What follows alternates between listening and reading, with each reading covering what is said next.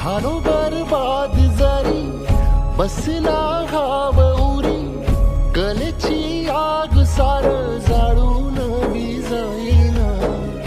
अडला घास असा काळावन वास असा, पण ह्यो ध्यास अजून बी माग राहीना. फिरला त्यो वासा घर, फिरलं नाही गड्या पाऊल, थकलं नाही गड्या पाऊल, थकलं नाही. रख रख त्या रानातून थोडं पुढं जाऊ गड्या,